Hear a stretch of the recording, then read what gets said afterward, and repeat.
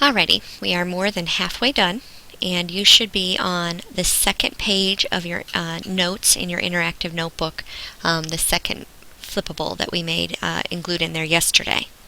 So we're going to talk about introductory dependent clauses, also known as a complex sentence. Now, a complex sentence just means that there's a dependent clause in there. A dependent clause could be at the beginning, or the middle, or at the end, or it could be all three. You can have more than one dependent clause. For our purposes today, and for right now, we're going to really focus on using them at the beginning of the sentence. One, that helps us find them much easier, and it's also going to help us be consistent with that idea of punctuation at the end of some type of introductory word, phrase, or clause. So an introductory dependent clause starts with an awubis, one of those words that we have a little acronym for that's going to help us remember the names of some of them: after, while, until, before. The proper name for these would be a subordinating conjunction, and there are very many more of these. And if you look at the poster in our classroom as you're working or writing, that's a good resource to help you remember that. But this is just a little quick reference. What makes a dependent clause different and more confusing is that some of them, like after and before and since, are also prepositions. So we really have to go back to that formula that a dependent clause starts with one of these words, but in this case it's going to have a subject and a verb, which is not allowed in a prepositional phrase. So we really, if we took that awubis off, we have a complete sentence. Once we put the awubis at the beginning, though, it leaves our reader hanging a little bit, and I'll show you why in a second. The other important thing to remember is that we've got a comma at the end of them.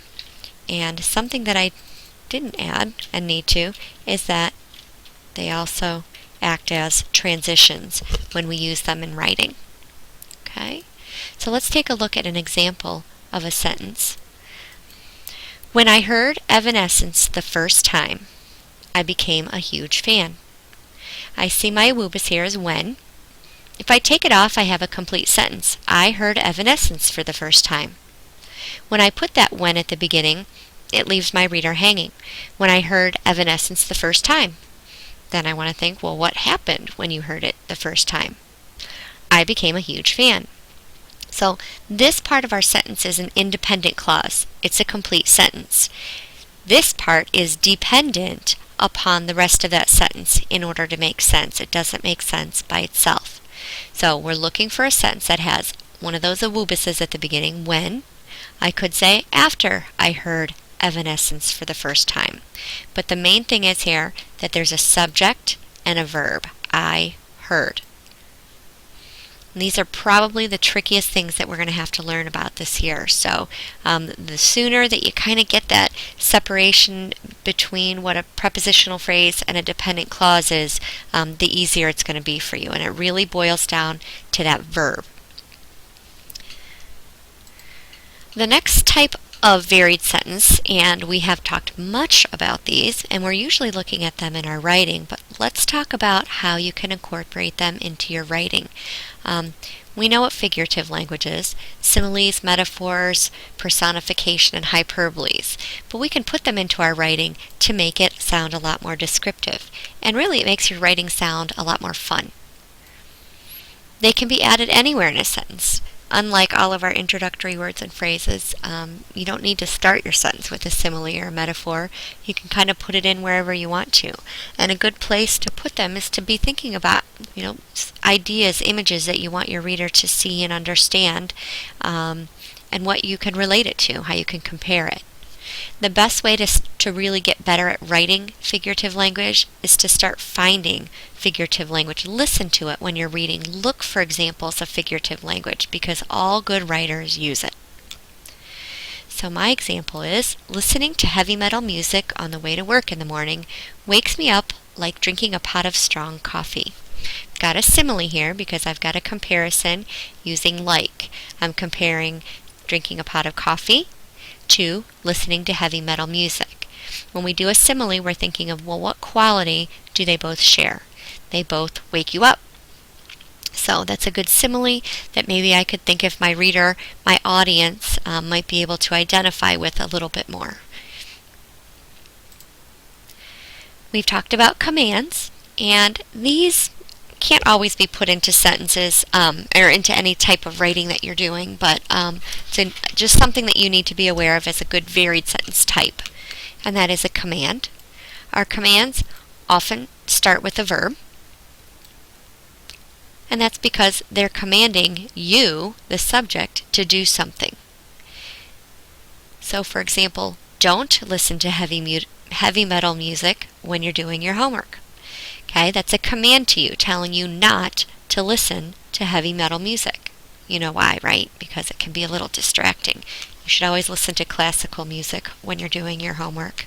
And I'm sure that when you guys listen to your headphones in class, that's exactly what you're listening to. Okay, so a command starts with a verb, starts with the action. Don't listen to heavy metal music. And we show that when we're labeling our sentences by putting that set of parentheses in front of it to show that we know, we understand that you are the subject. The last type of sentence is an appositive. And I know you've talked about these. We've talked about these a little bit in class and touched on them. We really have not spent a lot of time looking at them or finding them, but we're going to start doing that. An appositive is just really a great way to add description to your writing. If you're looking for them, you're looking for a noun that has a comma after it, that has another noun and some modifiers, and that definition should make sense when we look at our example sentence here in a minute. Okay. The important thing to remember when we look for that set of commas is that they don't start with who, which, or that when we look within that phrase, because if we have a word, the who, which, and that, it's indicating that we have a dependent clause, probably. And they're just good for giving more information about the noun that it's following. And we use commas to separate it. So, let's look here. Hayley Williams, the lead singer of Paramore, can really rock out. If I'm looking for my comma phrase, I see a noun with a comma after it. So, if you don't know who Hayley Williams is, she is the lead singer of Paramore. This phrase here, this is the appositive, that's giving you more information about who Hayley Williams is, in case you didn't know. Now, I could also see over here that I've got the name Paramore with a comma after it.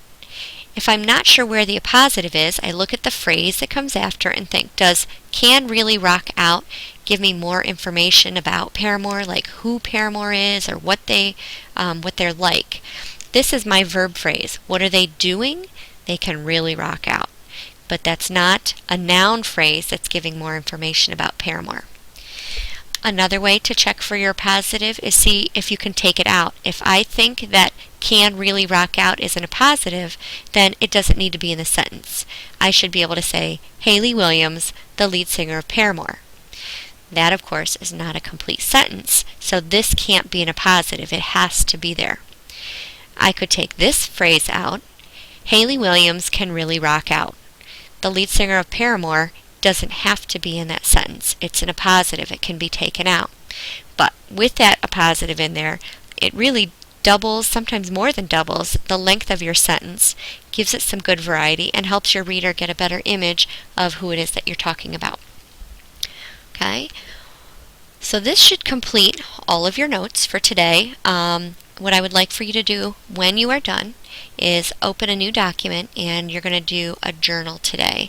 And I'm going to say that you can write about your favorite girl rocker band, if you're like me, or your favorite hip-hop band, your favorite singer, your favorite type of music. But what I would like for you to try to do in your writing is vary your sentence structure. So start by just writing, 5 or 7 sentences about your favorite band or singer, and then go back in there and see if you can apply some of these varied sentences that we just talked about. And use your notes. You might have already written some of them. So as you go, label them if you see them. We've talked about highlighting. You can make a little key, but try it. Try varying your sentence structure.